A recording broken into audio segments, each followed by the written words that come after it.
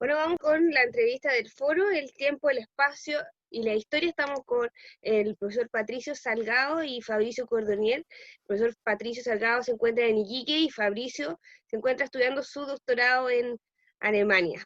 Así que comencemos. Bueno, Cuéntame, podemos hacer, ¿una acotación? bueno, una acotación. Ya realicé mi estudio de doctorado acá en Múnich. Logré terminarlo antes de que el tema del coronavirus empezara a explotar, así que ya salí, eso ya está Está listo. listo. Es un Ujú. tic Es un tic, en la exactamente. carrera. Muy bien. ¿Y el profesor?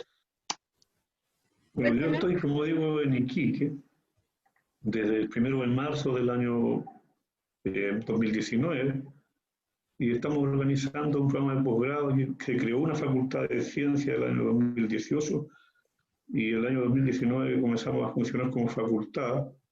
Hasta ahora hemos contratado 6 académicos y estamos construyendo un máster o un magíster, como se dice, y un programa de doctorado en ciencias físicas. El doctorado en colaboración con la Universidad del Biobío y el magíster solo local, pero el magíster se llama magíster en ciencia con mención en física teórica. Uh-huh. Y tenemos actualmente andando un diplomado en ciencia física con objetivo de perfeccionar gente que tenga algún grado académico relacionado con el área, como ingeniería o pedagogía en matemática y física. Y hasta el momento va todo funcionando bien. Pensamos tener acreditado el programa de magíster el próximo año, en marzo, comenzar a dar la puesta en marcha, y probablemente a mediados de año el doctorado en ciencia física en colaboración con la UEB. Y eso es lo que estamos haciendo.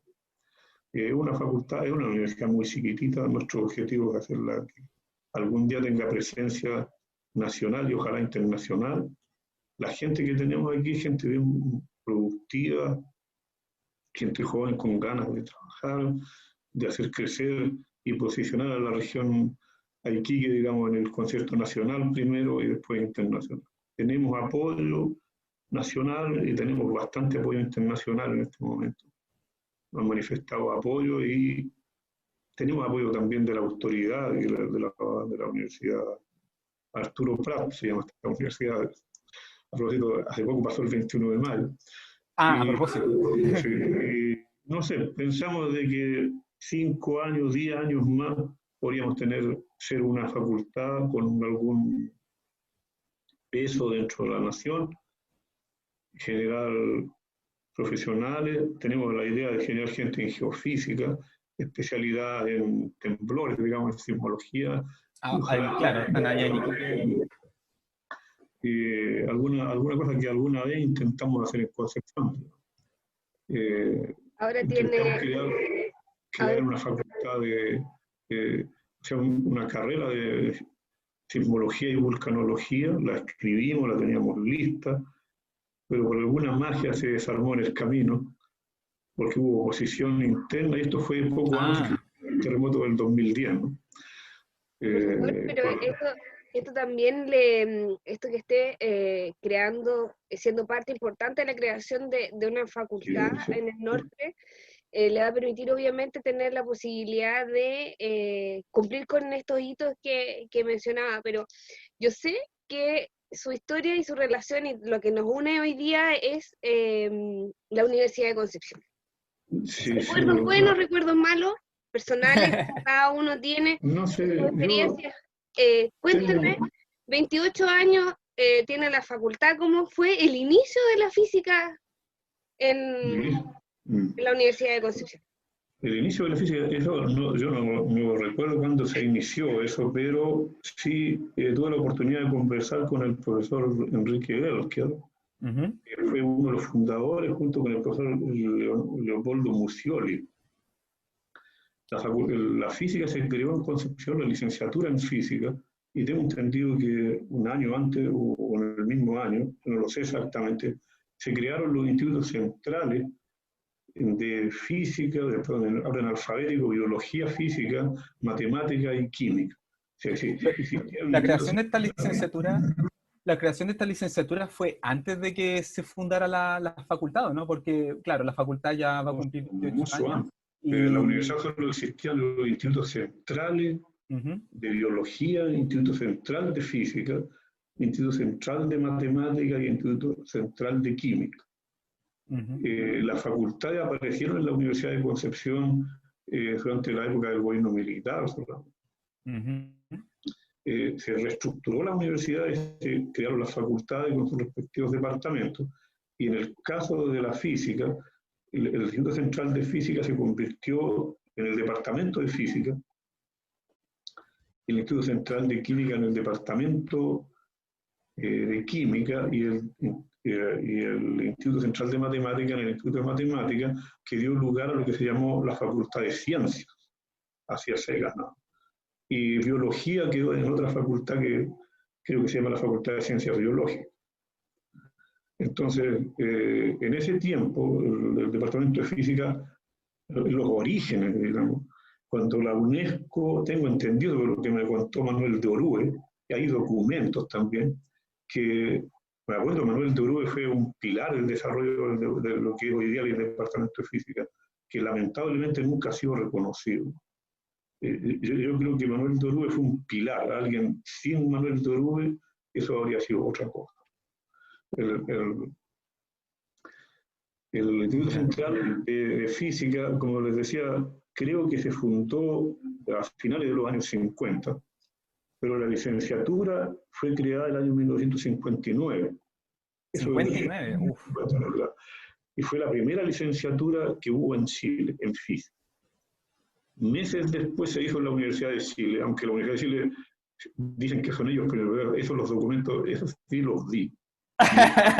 Usted vio la evidencia. La evidencia es que Concepción tuvo la primera licenciatura en física en el país.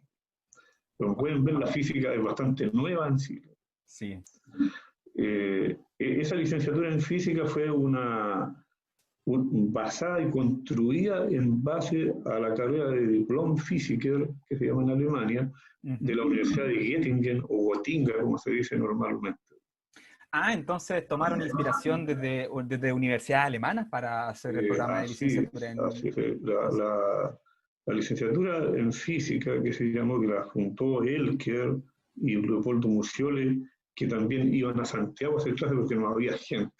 Iban en el tren que se llamaba el Nocturno. Y iban en la mañana, conseguían coches ahí de esos que habían para poder dormir, y llegaban al otro día y estaban en clase en Santiago, y volvían en la misma noche en otro tren nocturno, llegaban a Concepción. ¿En serio? Él que era muy joven, me da lo mismo. El joven hace esas cosas. Entonces, energías de la juventud, así. Así. Después, lamentablemente, se va perdiendo. Y bueno, esto hace que, por ejemplo, que en Concepción se apareció la primera licenciatura y el primer licenciado de Concepción, el de la Universidad de Chile, no lo conozco, fue Juan Rivera Irachet. Y después vino Manuel de Orue. Mismo Manuel de Orue. Y en los años 60, 62, 63, no me acuerdo, Paulo Minin contaba eso. Que él llegó a Concepción, Paul Minin llegó a Concepción poco después, digamos, en los años 60. Llegó para mí, de Berkeley.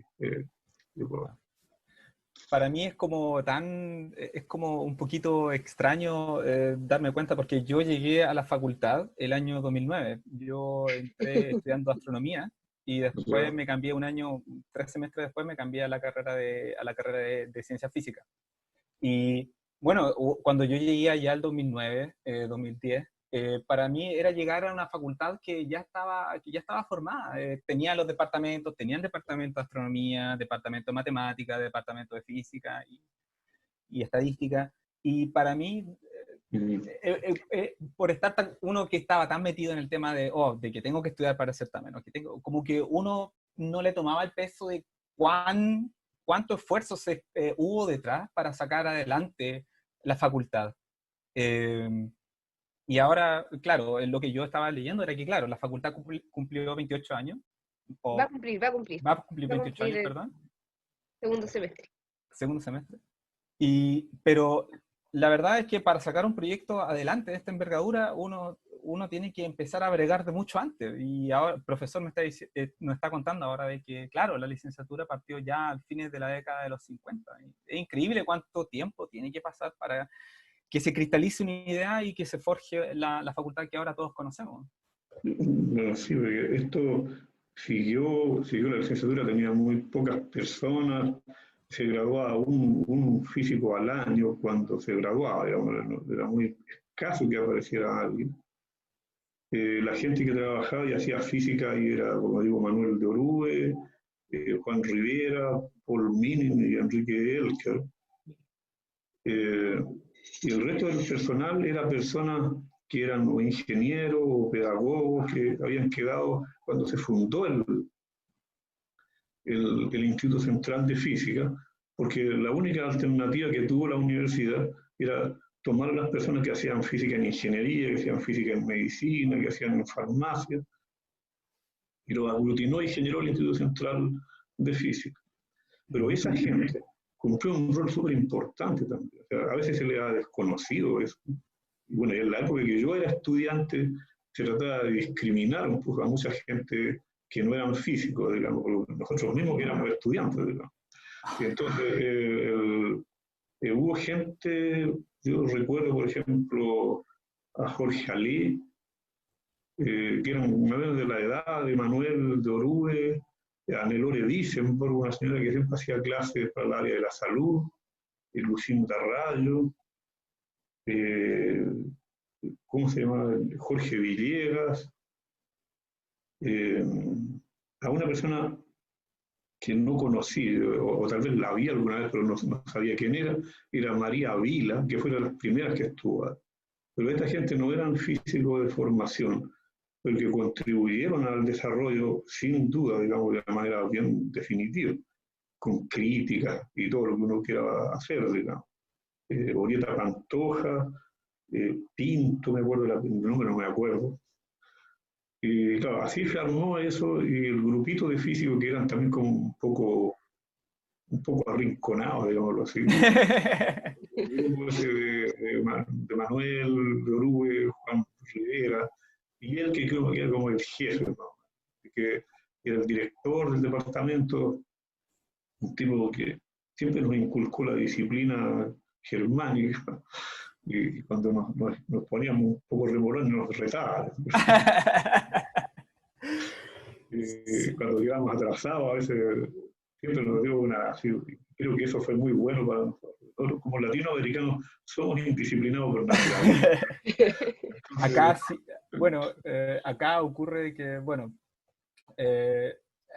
pasa de que, bueno, cuando yo estaba acá haciendo doctorado, yo era parte del Instituto Arnold Sommerfeld de la LMU Múnich, en donde tiene un departamento, bueno, tiene una división de física matemática y teoría de cuerdas. Y claro, los miércoles teníamos un seminario que se llamaba el Lunch Seminar, o sea, todavía se siguen haciendo, obviamente. Tenemos el Lunch Seminar. Y es increíble porque en cada pieza, bueno, en ese cuarto donde se hacían clases, o en las salas más grandes, cuando hacían, por ejemplo, seminarios más grandes y cosas así, siempre había un reloj de pared, como el que está atrás mío. Y cuando marcaba, por ejemplo, si el Lunch Seminar empezaba a las 12, todos nos quedábamos mirando el reloj hasta que marcara las 12 y el profesor decía, ok, perfecto, son las 12, podemos empezar. Incluso uno podía darse el lujo de estar como un minuto antes, así porque tú ya sabías de que la cosa iba a arrancar a las 12. Sí, eso también yo lo vi, las es cultural, incluso los noticiarios son así. Sí, es increíble. Los periodistas se colocan en el canal y empieza el reloj a moverse cuando llega. Y justo el reloj llegó a la hora y empieza el... Sí, ese es el Tagesschau en el canal. El Tagesschau, claro. Sí, Tagesschau, exactamente. Uno ve el conteo regresivo. Ah, son las 8 ya, activo. Así. Así es cultural esa cuestión. A propósito de esto que estamos hablando de lo cultural, la Facultad de Ciencia Física, volviendo a Concepción, se ha caracterizado por tener un número importante de publicaciones. ya de realizar investigación y con ello aportar también, obviamente, a la Universidad de Concepción con sus indicadores y todo. ¿Cómo fue esa primera etapa? Porque tiene que haber un comienzo de esas publicaciones. ¿Cómo fue? ¿Cómo Eso fue fue en empezar la las década, ¿Cómo publicaciones arrancar una en la facultad? publicación? Ah, en la década del 80 hubo un profesor, un estudiante de Juan Rivera y de Manuel de Orue, que fue a estudiar a Estados Unidos a la Universidad de Johns Hopkins, la misma universidad que hace del coronavirus ahora, John Hopkins, exacto. en Baltimore. Y él estudió física del estado sólido en Baltimore y volvió a Concepción a los años después. Y empezaron a publicar, creo que bastante antes que volviera Fogel a Concepción, Juan Rivera y Manuel de Orue sacaron un Physical Review D, creo que siempre se acordaban de eso. Cuando salió la primera publicación fue una fiesta, obviamente, con champán y todo.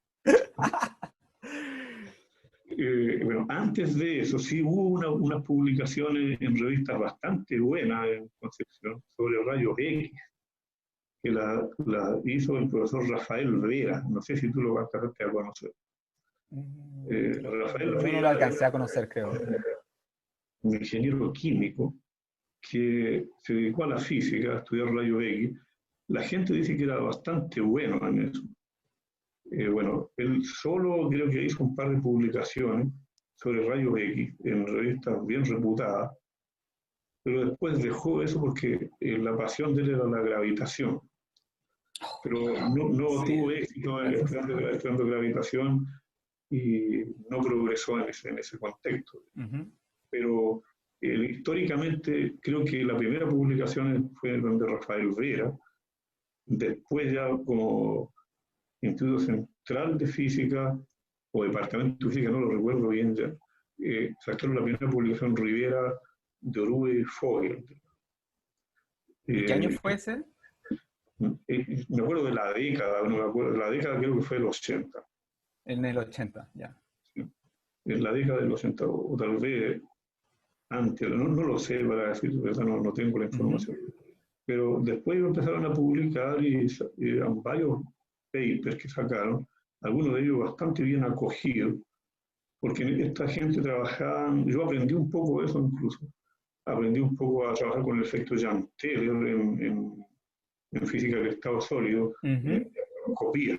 El primer trabajo que yo hice, que obviamente no lo publiqué porque no era publicable, sobre espectroscopía.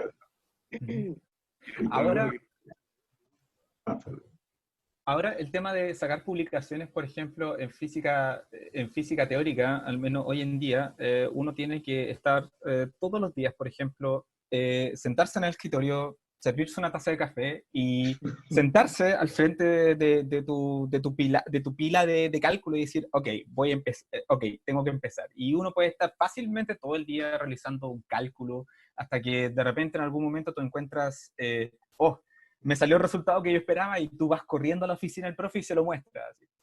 Pero a mí de la experiencia que yo tuve haciendo el doctorado acá y haciendo el magíster allá en Conce, sacar resultados toma en general mucho tiempo. Muchas veces trastabilla y se da cuenta de que uno cometió errores, por ejemplo, hace como 4 páginas atrás, y uno tiene que volver y revisar qué fue lo que salió mal y decir, ok, aquí fue lo que salió mal, y ahí es donde empiezan a surgir otras ideas de cómo poder ser un poco más, más acotado en la forma en que tú quieres abordar el problema. Pero en esos tiempos, por el año 80, ¿cuánto tiempo tomaba en verdad partir desde la concepción de la idea hasta decir, ok, estamos listos para publicar? Porque hoy en día los proyectos generalmente toman entre 6 meses a 1 año y medio, una cosa así, pero en esos tiempos era tan distinto como es ahora. Ahora hoy en día, por ejemplo, si tú no la consigna es publicar lo más posible y eso lleva a que tú estés todo el tiempo trabajando. ¿Era tan sí, difícil? ¿Era tan distinto? yo creo que era muy complicado. En la época, yo me imagino, en la época de Juan Rivera, digamos, porque ellos, yo los vi trabajar. Por ejemplo, Manuel, en ese tiempo había un computador en Concepción, que era un IBM, que trabajaba con tarjetas, que había que picar las tarjetas en la máquina picadora. Yo también hice eso, ¿verdad? Hacía un programa, hacía el diagrama de flujo, usaba un programa que se programaba en Kingston Fortran. En Fortran, Fortran. Kingston Fortran, no el que usan hoy día, era una cosa muy primitiva. Entonces, Entre paréntesis, Fortran, yo me acuerdo que con Fortran, claro, fue mi primer lenguaje de programación que tuve que aprender en física computacional 1, en el primer semestre, era como Fortran ya. Física computacional no había en ese tiempo, había una persona que se dedicaba a decirle a uno, mira, para programar tiene que ser un diagrama de flujo, y estas son las sentencias que hay que aplicar, y es pura lógica y intuición. Y esa era toda la instrucción que te da. Entonces, nosotros íbamos a las máquinas picadoras, había una fila normalmente, a veces llovía, todo, debajo un techo que te caía agua por el lado. Y toda la gente con sus tarjetas listos para ingresar al programa. Sí. Picaban las tarjetas, y eran unos mazos grandes, ¿no? Y nosotros pensamos que era una cosa muy tremenda, pero cuando yo vi a Manuel de Orue con unas cajas de tarjetas grandes, y las mandaban a la IBM y sacaban, no le resultaba. Eso no es, te equivocas en apretar una tecla y el computador te va a rechazar todo. Y había unos libros que decía el computador, error en tanto, con una serie, no sé cuánto.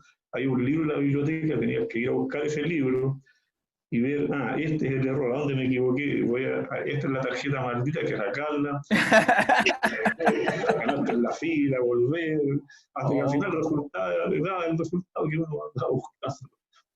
Pero yo me imagino, así investigaban, usaban unas matrices, yo creo que Juanito las ponía en la pizarra, una matriz grandísima, qué sé yo, de 30 por 30, y la hacían a mano estos tipos. Eran matrices eran matrices, claro, tenían resultados numéricos, ¿no? Tenían organizados resultados numéricos en una matriz. No eran numéricos los resultados en primera instancia, digamos. Eran matrices que te daban, por ejemplo, yo recuerdo que yo calculé algunas de esas también. Había que calcular el efecto Jantel, por ejemplo, para la transición dipolo-dipolo, el polo magnético.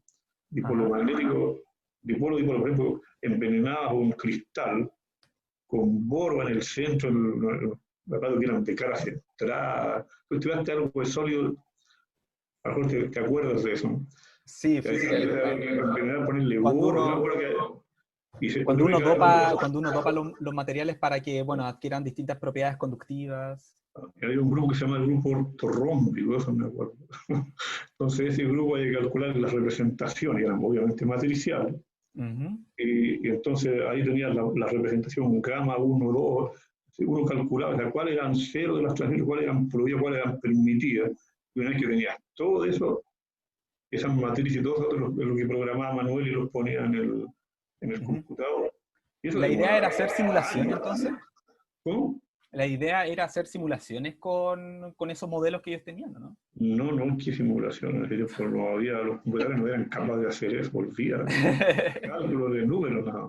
Y claro, obtenían resultados, por ejemplo, cómo el material podía tener mejor conductividad o mejorar la conductividad a bajas temperaturas. Por ejemplo, en ese tiempo la gente pedía para los satélites, que como los satélites están ahí bien altos, la temperatura es muy baja, la física no funciona como aquí abajo claro. en el planeta, digamos. Entonces, le interesaba mucho en esa época a la gente tener resultados que dijeran cómo era la física a bajas temperaturas. Entonces, yo de eso lo llamaban la criogénesis, hay el laboratorio en Estados Unidos, en Europa, pero nosotros todavía no tenemos. Oiga, profesor. Yo quería hacer una consulta, porque volviendo a la pregunta que planteó Fabricio, finalmente, teniendo en cuenta que técnicamente ya era complicado, obviamente, hacer el traspaso de la información, ¿cuánto tiempo se demoraban finalmente o tomaba hacer una publicación? Bueno, un año o más, digamos, porque era, o bastante más de un año, porque imagínate que en la época que nosotros trabajamos con el Stanley Bruce, a veces no teníamos un paper, había que ir a la biblioteca, caminando, obviamente, hablar con la niña que estaba a cargo, que nos hiciera un formulario para pedir la revista, el paper, que a veces ni siquiera era el apropiado. Y entonces ellos lo mandaban a pedir a donde estuviera, en Europa, Estados Unidos, y la mandaban en barco. Y a los 3 meses aproximadamente recibías el paper. Entonces, claro, las cartas demoraban una semana en vía aérea. Claro, es otro mundo, ¿no? Después del año 90, cuando nosotros regresamos del grupo grande, que por gestiones de Enrique Elker, básicamente, un grupo de nosotros salió a estudiar al extranjero. Y cuando nosotros volvimos recién, había una cosa que se llamaba el Bitnet, que es el antepasado del Internet. Y en ese tiempo era una alegría tan grande que tú enviabas un mensaje por Bitnet, que había un terminal en el departamento de física, conectado a un computador barro que tenía la universidad ya como la gran cosa. Entonces, uno enviaba un mensaje, por ejemplo, a esta hora.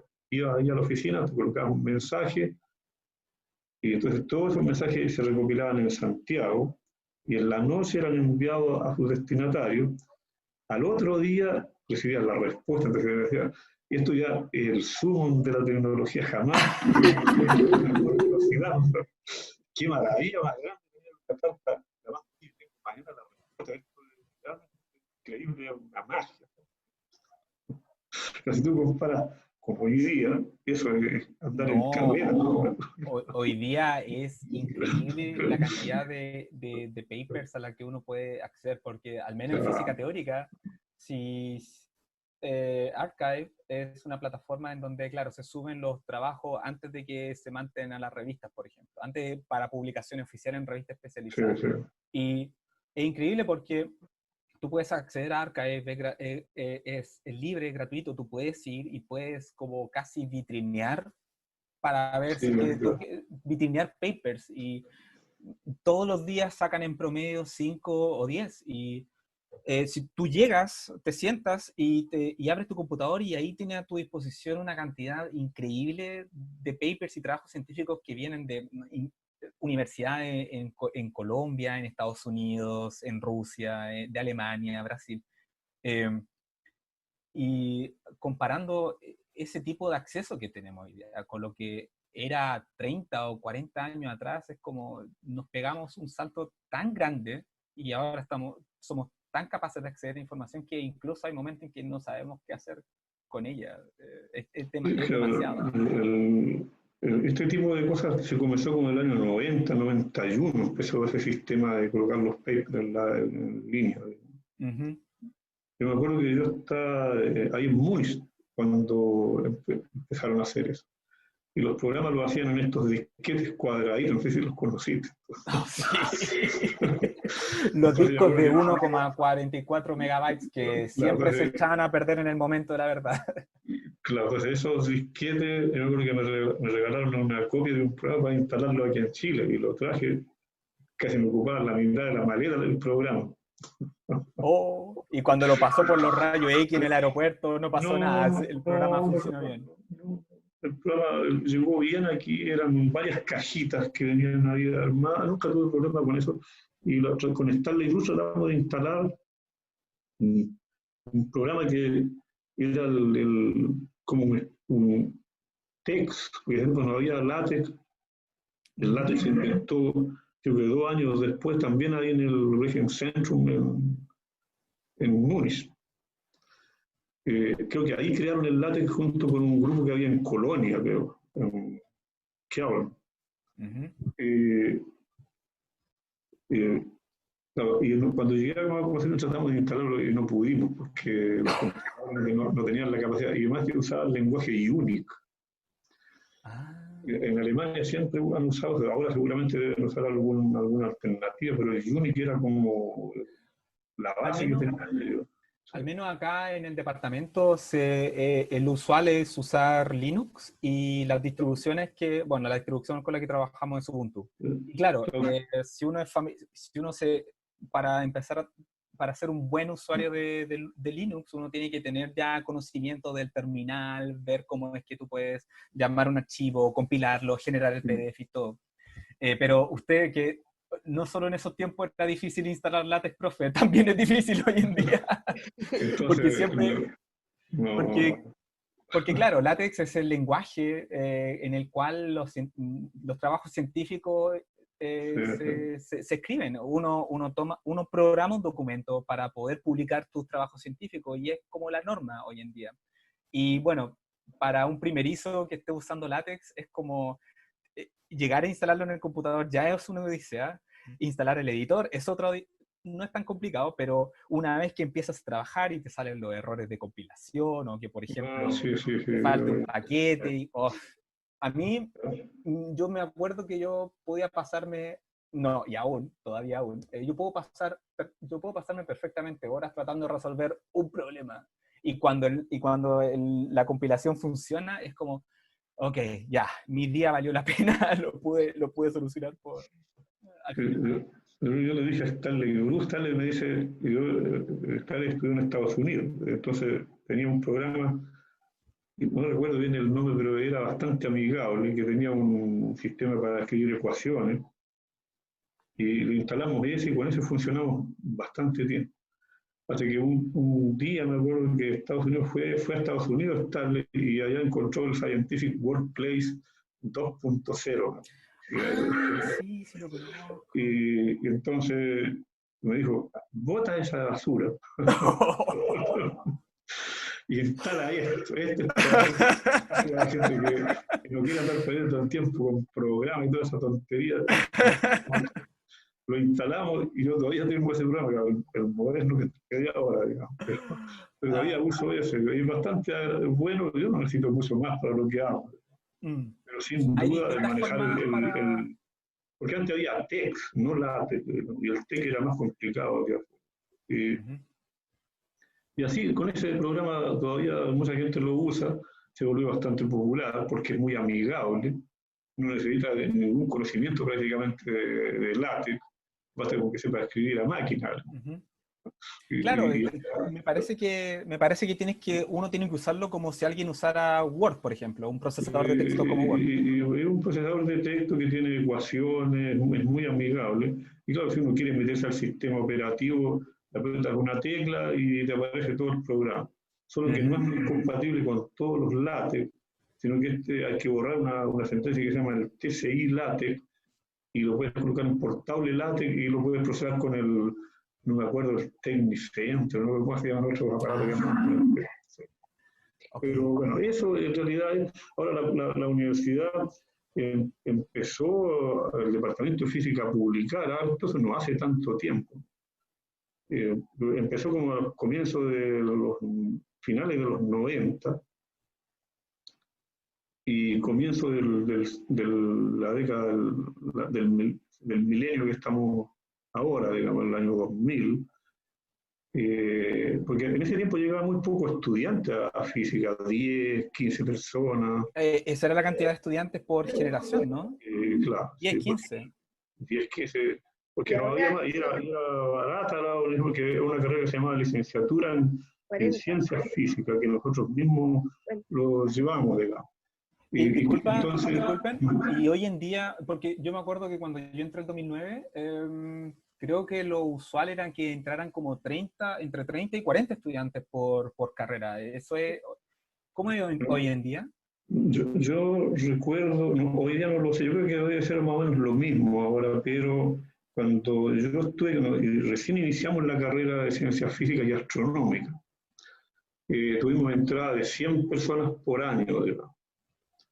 Por varios años. Hubo un momento que hubieron 400 personas en estado estacionario en física. Después, debido a divergencia entre la gente, algunas peleas de una naturaleza muy poco racionales, se dividió la carrera en una parte de astronomía, otra de geofísica y otra de física, cuando fue física que creó todo eso. Pero astronomía creó una carrera a imagen y semejanza del que tenía la Universidad Católica, que la Universidad Católica después reconoció que no era muy bueno el programa. Okay. Nosotros seguimos haciendo lo que llamamos ciencia. Creo que fue un error muy grande de la autoridad de la época, que era Rodolfo Araya, ¿no? Que dejaron de tener ciencia física y astronómica, y eso hizo que la caída de estudiantes que ingresaban a física bajó ostensiblemente. Entonces, claro, en un principio la carrera de ciencia física y astronómica recibía gente del área que se interesaba después especializarse en geofísica, en astronomía y cosas así. Claro, porque era una carrera que quería tener geofísicos físicos, digamos, no como la que tienen hoy día, okay, y astrónomos que fueran astrofísicos. En realidad, eso debía haberse llamado así. Okay. Nosotros luchamos un grupo de personas, los que creamos esa carrera, porque se generara la astrofísica en Concepción como carrera separada, que tuviera bajo el paraguas de la ciencia física, te diera el título de astrofísico, que yo creo que habría sido un boom de estudiantes. Vamos a probarlo porque lo vamos a intentar hacer aquí. Siempre hay oportunidades, profesor. Fabricio fue estudiante suyo. Y antes de fue estudiante de Fernando Isauriel. Exactamente. Sí, o sea, el profesor me hizo clases, sí. Bueno, yo algunos cursos, yo recuerdo que Fabricio estaba en el curso, pero yo le hice clase como a mucha otra gente, digamos. Sí, pero el que estudió con Fernando Isauriel, que entre otras cosas yo creo que de las personas que me ha tocado trabajar con él, Fernando Isauriel fue, no quiero decirlo porque es mi amigo, ¿no? Sino porque en verdad es el tipo más, de los estudiantes que yo he tenido, sin duda el más genial. Y he tenido algunos bastante geniales. El Fernando es genial. Yo tuve la suerte de ser su estudiante de magíster y yo la pasé súper bien haciendo cálculos, pegarme habían días en que yo me pegaba la cabeza contra la pared para tratar de sacar un resultado. Yo iba a su oficina y le decía, profe, ¿sabe que no puedo? Y él me decía, relájate, te va a salir. Yo confío plenamente en ti, te va a salir. Y yo volvía y hasta que la cuestión salía, oh, bien, así. Hacer el magíster con Fernando fue toda una aventura, fue muy divertido. Y bueno, Fernando también me hizo clases a mí en clases como alumno. Yo fui su estudiante en clases de teoría de la gravitación en el lenguaje de formas diferenciales. Y con el profesor Patricio, yo fui su estudiante en teoría cuántica de campos. Y también tuve con él un seminario. Teoría clásica de campos parece que fue, no lo recuerdo bien, ¿no? También creo que hubo una teoría clásica de campo y era una teoría cuántica de campo, porque yo me acuerdo perfectamente que tuve que estudiar con usted los diagramas de Feynman para modelos sencillos de interacciones con campos escalares. Y yo me acuerdo que yo con el profesor Patricio Salgado, de repente, no solamente en el aula, sino que también como persona, porque había momentos en que, claro, uno tiene que pensar mucho, uno de repente se frustra con cosas, o uno no sabe, por ejemplo, cómo cómo hacer una primera aproximación a un problema, o cómo pensar científicamente, o qué significa ser un magíster, un doctorado. Y yo iba a la oficina del profesor Patricio Salgado y era como ir a terapia, porque uno salía como, ok, ya, de nuevo, desde el principio. Profesor, esto le quería preguntar, eso que en el fondo nos contara un poco como profesor, ¿cómo se siente? Porque no solamente está Fabricio, no solamente está el profesor Fernando Isaurieto, sino que también hay otros profesores, también académicos dentro del departamento de física, que también tuvieron clases con usted. ¿qué se siente que, por ejemplo, ahora Fabricio esté comentando y contando lo importante que fue o ha sido su presencia dentro de su formación? No sé, yo siempre he entendido que el trabajo de la universidad es la transmisión y generación de conocimiento como es el fundamento de cualquier universidad. Y a mí me ha tocado, bueno, con la cantidad de años. Yo entré a trabajar en Concepción en el año 1982, en marzo. Y bueno, empecé trabajando como instructor, porque así fue el contrato que me hicieron. Era ayudante del profesor Braga y que trabajamos para ingeniería y teníamos que atender como 200 estudiantes corrigiéndoles semanalmente, o no me acuerdo si estoy exagerando, pero sí con seguridad quincenalmente test y obviamente los certámenes, era una locura eso. En ese 800 a la semana. claro, entonces teníamos que, habían varios que estábamos como ayudantes, entre ellos Stanley Bruce, y teníamos que corregir y hacer prácticas de 8 a 10 de la mañana, de 10 a 12, de 3 a 5 y de 5 a 7. No, eran 15 horas directas de clase por semana, pero hacíamos solo las prácticas de resolver problemas de poleas, todavía me acuerdo de memoria de algunos de esos problemas. Uf. Como que parecen sencillos a primera vista, pero esos problemas de polea, trabajar con la normal y con el peso, y pueden volverse muy rápidamente una pesadilla. Yo creo que ahí aprendí mecánica, yo antes no aprendí tanto, como haciéndole problemas a los estudiantes, porque eran en grupo, como eran mucha gente, tienes que repetir el mismo seminario 2 o 3 veces a la semana. Entonces, necesariamente te lo aprendías de memoria. Uno ya se lo sabía de memoria, así como, ya vi esto antes, ya, perfecto. Ok, sentemos. Entonces, la gente, tú sabes cómo es eso, que te preguntan un problema, tú lo resuelves inmediatamente, casi mentalmente, porque ya lo sabes. La gente se empieza a hacer imágenes y se empieza a correr la voz. El tipo sabe, pero en realidad no es que sepa tanto, sino simplemente es la pega que haces tú, ¿no? Y eso te hace tener sensibilidad respecto al entendimiento de las personas y también como experiencia propia, porque antiguamente la gente, los profesores eran bien agresivos, por decirlo de algún modo. Si tú te equivocabas, era un castigo, no te permitían equivocarte en un signo. Pero trabajando en investigación, como tú lo has dicho, uno se equivoca en signos a cada rato. Y hay que votar o sea, que castigar a alguien porque se equivoca en un signo es una injusticia. Porque no es cierto eso de que no se equivoca, uno siempre se equivoca. Todos los seres humanos nos equivocamos y hay que revisarlo uno o dos, es conveniente que muchas personas revisen un trabajo para que no tenga o tenga el mínimo de errores. Eso es lo que usted dijo, profesor, que estar en una universidad, ser profesor o ser catedrático de una carrera, de un ramo de una carrera como ciencia física o en las ciencias naturales, va más que nada en el tema de uno quiere aprender y mentalizarse y uno tiene esta ansia de poder pensar científicamente, es decir, ok, ¿cómo enfrento un cierto problema? ¿Cuáles son los procedimientos? ¿Qué es lo que tengo? ¿Qué es lo que yo sé para poder, y qué es lo que yo sé y cómo es que yo puedo solucionar este problema? Esa cosa algorítmica de aproximarse a los problemas y pensar en soluciones es algo que trasciende el equivocarse en un signo no.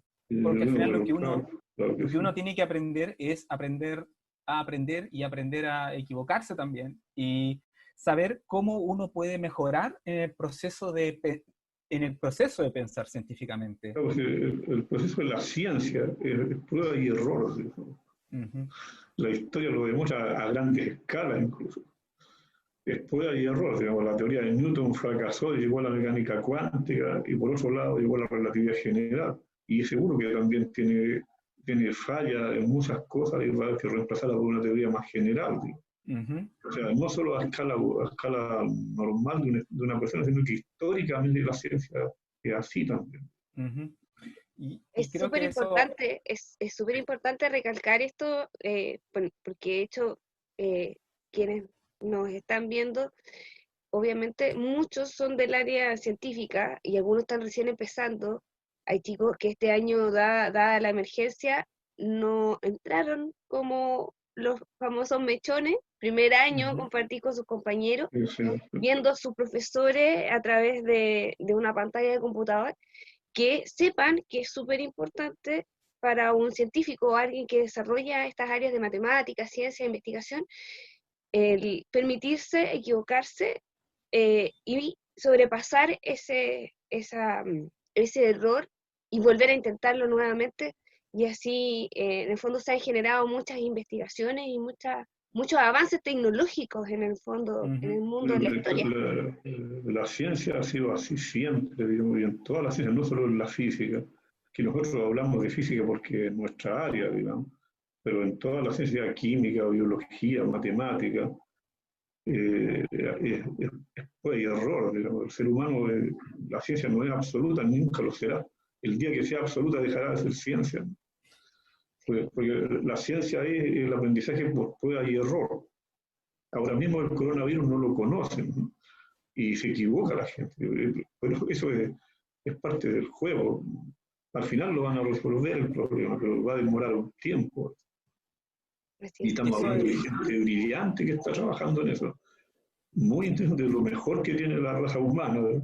Pero no lo han podido resolver. La naturaleza, como siempre les digo a la gente, la naturaleza es algo tan externo a nosotros, tan fuera de nosotros, que somos animales tan primitivos, que nuestros sentidos son tan débiles, que el ejemplo más práctico es el del campo electromagnético que vemos, radiación electromagnética entre los 400 y 700 milimicras de longitud de onda, pero todo el resto no lo vemos.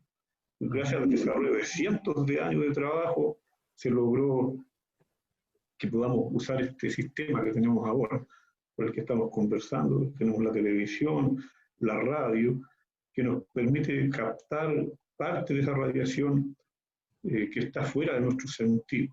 Así como eso, hay millones de cosas probablemente. Eso es una parte muy bonita de hacer ciencia. La naturaleza nosotros somos, ¿quiénes somos? Como decían los griegos, ¿quiénes somos nosotros dentro del mundo? Porque los antiguos griegos creían de que los sentidos nos engañaban. Yo a veces pienso que no están tan equivocados. No, para nada. Porque ellos decían, uno no puede ser un físico, porque los físicos creen en los sentidos.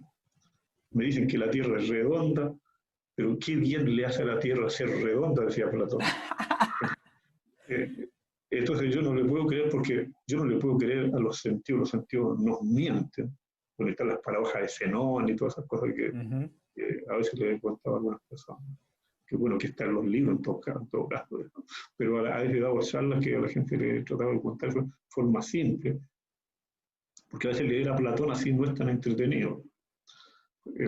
Platón es medio complicado, igual, o peor, todavía es Kant. Entonces, el tema de entender bien, esa es otra cosa que en la ciencia se ha olvidado, la filosofía. Y en Concepción hemos tratado, y por eso nosotros hablábamos siempre con Hernán Astudillo, que fue una de las personas que más ha colaborado y que está todavía en la facultad. Ahora es de carrera de física. Claro, de la creación de la carrera de ciencias físicas y astronómicas, y en el doctorado, porque él era el jefe de programa cuando se creó el doctorado, cuando un informe del mismo departamento de física dijo que no se podía generar un programa de doctorado en Concepción porque no estaban las condiciones. Fue la rectoría de la época que decretó que se debería hacer, y en un estudio tomó la dirección de eso y logró concitar a la gente y armamos un programa de doctorado que, entre otras cosas, puedo decir que ha sido un éxito. Es un programa de doctorado que ha generado mucho profesional, bastante competente, que han estado en Europa, que han ido a hacer doctorados en cotutela, y los que no lo han hecho les ha ido muy bien, tienen trabajo, hay gente que le ha ido bien. O sea, el programa de doctorado de física en Concepción ha sido un éxito. Y eso fue gracias a un grupo de personas que está en un estudio, Jaime Aranea, y bueno, y Manuel de Orue, que nunca debemos olvidarlo, porque Manuel de Orue era el tipo que trabajaba y trabajamos sábado y domingo cuando nos rechazaban los papeles. Sí. Comiendo sándwiches de queso que lo alcanzaba el tiempo, y hasta las tipo 12 de la noche, no era así. Oiga, profesor, ¿y cuándo fue el año en que el programa de doctorado salió en Conce, salió a la luz? El año 2001 creo que fue. 2001, es bastante reciente entonces. Sí, el 2001. El magíster existía de antes, pero en 2001 existió el programa de doctorado. Y claro, el departamento contrató gente, hay algunos méritos de algunas personas que a veces uno tiene diferencias de opinión, pero que hicieron lo que ellos hicieron, que fue Rolando Hernández.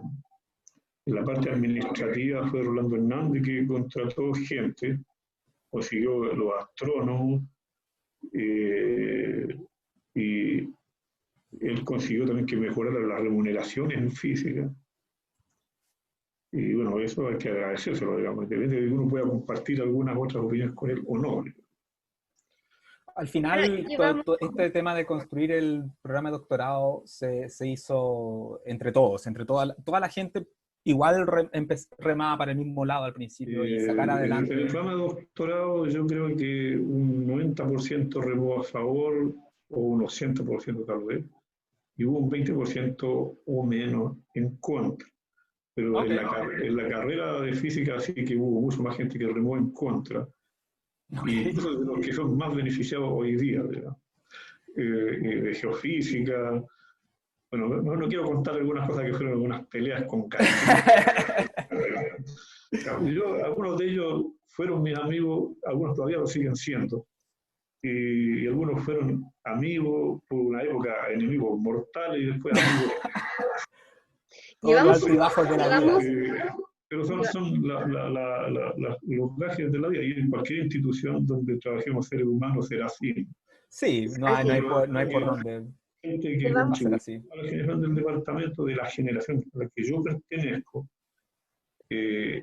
todas esas personas sí contribuyeron al departamento de una u de otra manera, sea, como te repito, Hernández, Rolando, Fernando Gutiérrez, que son gente de la misma época, Dante Figueroa, y antes de nosotros, quien generó muy buena vibra en Concepción para el desarrollo científico, quien lo usó de otro punto de vista fue Alberto Fopiano y Nelson Saavedra, conocido como el León Saavedra. Yo les quería decir que igual hemos conversado, hemos tenido un espacio para conversar acerca de las experiencias de la física en la Universidad de Concepción. Estamos celebrando el Día del Patrimonio dentro de 3 días, viernes, sábado y domingo, y tenemos que empezar a finalizar esta conversación. Yo quería pedirles, obviamente, podemos continuar después de esto en privado, sí, podemos continuar la conversación, pero bueno, tenemos que despedirnos y mandar un mensaje. Yo creo que hoy en día es una oportunidad, tenemos la oportunidad de transmitir en estos espacios optimismo, esperanza, en esta sociedad que tenemos que hacernos cargo, ¿cierto? Hoy en día estamos teniendo muy malos indicadores, por lo tanto, quizás hacer el llamado para que obviamente nos quedemos en casa y cuidemos, y nos cuidemos mutuamente, que es muy importante.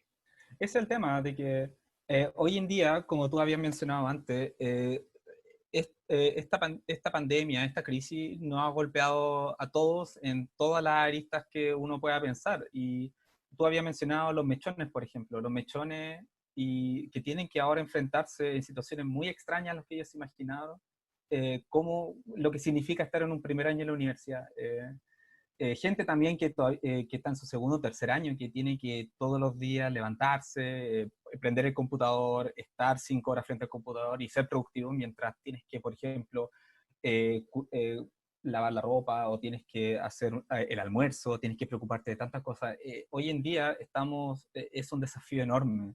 Es tratar de seguir, tratar de seguir con algún sentido de normalidad, pero es un desafío y vamos a tener que vamos a tener que usar todas nuestras herramientas a nuestro favor. Y eso va a significar de que vamos a tener que atenernos a las reglas, quedarnos en casa, tener cuidado cuando salimos a la calle, tener cuidado de mantener distancia. Es algo a lo que vamos a tener que luchar por cierto tiempo en situaciones que es totalmente raras. Es muy extraño vivir los tiempos en los que estamos viviendo ahora, pero como a mí me gustaría parafrasear a Carl Sagan, que cuando él hizo la serie Cosmos, y siempre me acuerdo de esta frase que él dijo en el primer episodio, que es que nosotros somos una especie joven, valiente y muy curiosa, y nosotros siempre hemos visto cómo revoluciones surgen, cómo es que crisis surgen también, pero de alguna manera nosotros encontramos herramientas para poder combatirla y aprender de ella. Y el profesor Salgado también lo había dicho, una de las mejores herramientas que tenemos ahora es la ciencia. La ciencia nos permite hacernos las preguntas correctas y no dejarnos engañar por nuestros sentidos. Y la respuesta va a tomar tiempo, pero en estos momentos hay millones de personas, no sé si millones, quizás fue una exageración, pero hay muchas personas tomando iniciativa y haciéndose las preguntas para poder llegar a una solución lo más rápido posible. Y eso es ciencia. La ciencia se trata de no mentirte, descubrir cómo son las cosas y tratar de reducir tu ignorancia lo más que puedas. Y uno se divierte mucho en el camino. Eso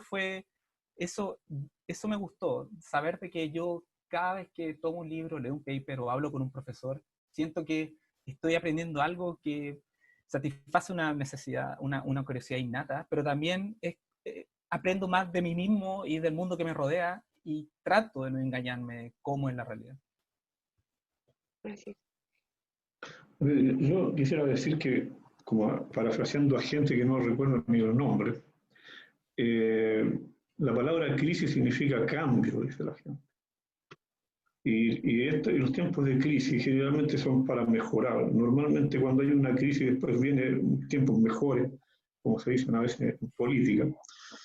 Y puede ser que vengan tiempos mejores, va a costar un trabajo, es como una guerra. Cuando ha habido grandes guerras, la destrucción y la desolación de los seres humanos es tremenda, las pérdidas son gigantescas, pero normalmente uno observa de que los grandes progresos vienen después de las guerras.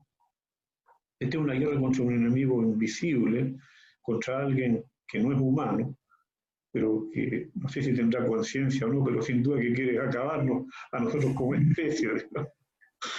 Y la guerra hay que hacerla a través con la inteligencia, en este caso los biólogos, pero también la gente de otras áreas como la química, la física, la matemática, que están contribuyendo en forma decisiva en la construcción de instrumentos, también los ingenieros, digamos. Entonces uno debe tener en cuenta de que para lograr ganar una guerra, según lo enseñan los historiadores, se necesita tener un ejército muy disciplinado y consciente y también valiente. Si uno no tiene disciplina ni es capaz de obedecer las órdenes de los generales, digamos, que son los que dictan la orden, en este caso son los gobiernos, los ministros de salud o las autoridades sanitarias, que son los que conocen cómo operan estas pandemias, vamos a perder la guerra porque con soldados indisciplinados no se puede lograr ganar nada. Entonces, nosotros en este caso somos los soldados, debemos ser disciplinados, ser personas obedientes de quien tiene el conocimiento. Ellos saben cómo funcionan las pandemias. Pandemias han habido en el mundo muchas veces, creo que las más grandes de la peste negra, de la Edad Media, cuando Newton escribió su teoría de la mecánica y de la gravitación universal. Después tuvimos la pandemia de 1918, que llamaba la pandemia, la gripe española, que curiosamente fue originada en Kansas, que Kansas es lo más gringo que hay, como decía un colega la otra vez.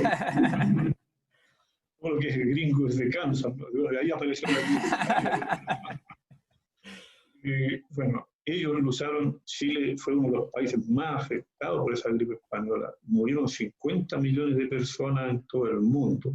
Si trasladamos a nuestra actual realidad poblacional, deberíamos estar muriendo 400 millones de personas, cosa que sería muy tremendo en la actualidad. Está muy bajo todavía y muy lejos de esa cifra, y ojalá no avance mucho más. Pero si no tenemos disciplina, no solo los chilenos, digamos, toda Latinoamérica hoy día somos personas por naturaleza muy disciplinadas, debemos saber hacer un esfuerzo, mantenernos en la casa. Si hay problemas insolubles que uno tiene que salir por alguna razón, bueno, hacerlo bajo las normas que dictan las autoridades que entienden el problema. Esto es lo mismo cuando uno va al médico y le dicen, oye, tú tienes una angina o un problema al corazón, y te da una pastilla. Uno no cuestiona, se toma la pastilla y siente que se le quita el dolor. O cuando tiene un resfriado muy fuerte, te dan un tratamiento y se te quita. Es porque la ciencia sí funciona. Y actualmente esa misma gente que corriendo el riesgo de su propia vida, salvan a las otras personas que están en los hospitales. Hablemos de médicos, enfermeras, kinesiólogos, bueno, auxiliares de enfermería. Todas las personas que trabajan en el sistema sanitario son personas que están arriesgando su vida por salvar otras vidas. Entonces es una responsabilidad muy grande nuestra si no obedecemos a esa gente. Si queremos ganar esto y que no muera la gente en las cercanías nuestras, y queremos ganar esta batalla o esta guerra, debemos ser disciplinados y colaborar, no criticando a las autoridades, sino que colaborándolo y ayudándolo. Las autoridades son seres humanos, se van a equivocar, como nosotros nos equivocamos.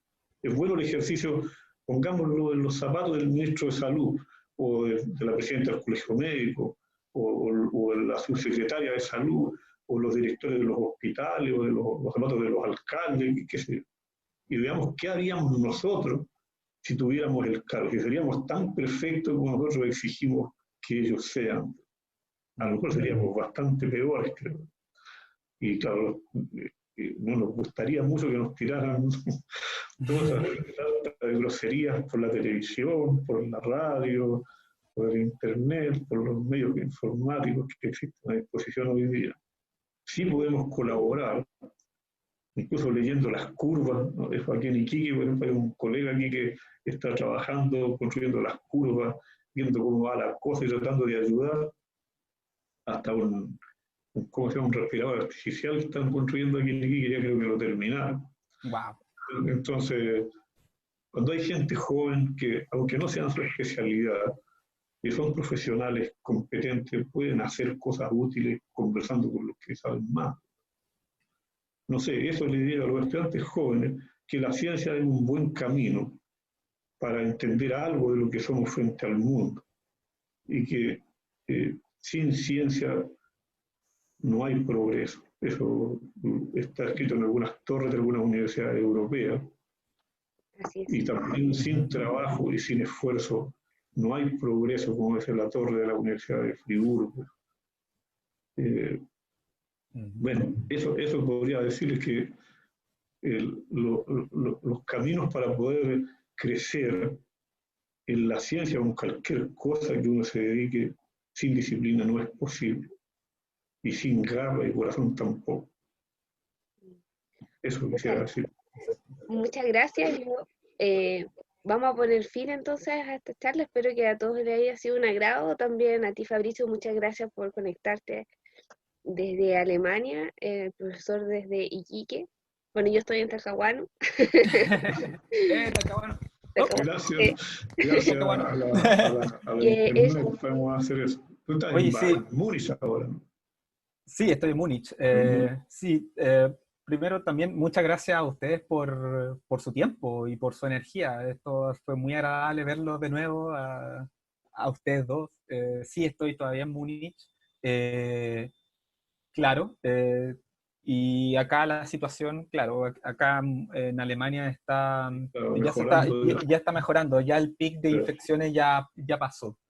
Ya La pasó, se disciplina. están bajando los casos de infectados aquí y me parece que los casos infectados están cayendo ya día a día.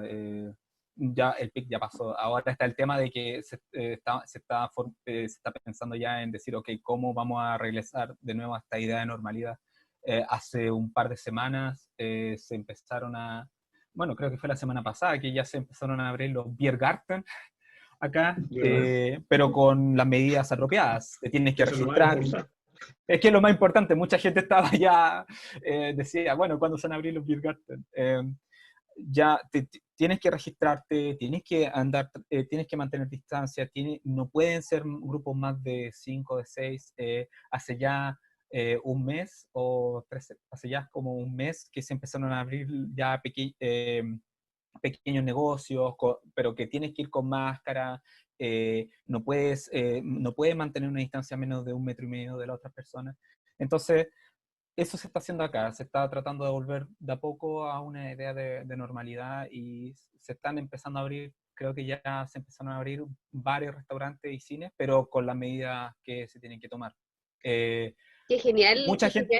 Fabricio, lo que nos cuentas, porque en el fondo responde obviamente a lo que el profesor Salgado nos estaba comentando. La disciplina que nos hace falta a nosotros aquí en Chile en este momento, que estamos con los números hasta aquí. Sí, estamos cerca del máximo ya ahora. Y no sé, pues yo creo que aquí también va a pasar este pic, a lo mejor va a ser en julio o agosto. Sí. Y va a haber un decremento en España, por ejemplo, me contaba, no sé tú cómo se llama, José Díaz Carla, ¿no? Que ya también la cosa va decayendo ostensiblemente. Sí. Y bueno, algunos países ya no tienen contagiados. Canadá también ya salen, pueden salir a un restaurante a comer sin mayor inconveniente y en el fondo también la economía y todo lo que conlleva esta, entre comillas, nueva normalidad, en el fondo no se ve tan afectada porque el lapso es mucho más corto. Hay tantas cosas que se van relacionando con la disciplina que son, bueno, claves para la seguridad, para mejorar cómo estamos hoy en día. Japón también quitó la emergencia incluso. Bueno, ojalá que nosotros podamos salir de esto en un tiempo prudente. Bueno, y entre otras cosas, bueno, muchas gracias a ti, Valeria, por todo tu trabajo que has hecho en todo esto, por abordar la facultad. Sí. Que, bueno, yo trabajé tantos años y que se me será muy difícil que alguna vez olvide la facultad. Y bueno, y a Fabricio, gracias por conectarse de Múnich. No, un placer, un placer. Y bueno, no sé, fue realmente un agrado haberlos visto de nuevo a ustedes, digamos, después de algún tiempo, y menos en esta época de coronavirus, sí, que nos ha tocado vivir, digamos, en una época complicada, y en Chile en particular, que tuvimos otra época complicada desde el 18 de octubre, y después vino que llama como complemento el coronavirus. Ha sido una etapa complicada del país y ojalá podamos superarnos como superar esta como nación, digamos. Como hemos superado los terremotos, los tsunamis y todas las cosas, porque somos un país, nosotros ya tenemos experiencias con ese tipo de cosas. Con varios desastres, tenemos experiencia con desastres naturales, así que la capacidad yo creo que está, así que ponerle ganas y animar a la gente a que sí, le ponga todo este ánimo, igual como si fuese un terremoto, seamos obedientes, responsables y amor al prójimo, amor al otro. También es muy importante. Ayudar a las personas, colaborar con todas las personas, independientemente de los credos religiosos y políticos. Dijimos la política y la religión y las peleas para después que se vaya el coronavirus, digamos, pero ahora no. Ahora debemos estar todos en la misma dirección. ¿Nos vamos a despedir? Sí. Chao, de nuevo, muchas gracias. Chao, nos vemos. Y nos vemos en otra oportunidad. Sí. Nos vemos, chao. Y cuídense del coronavirus. Ustedes también.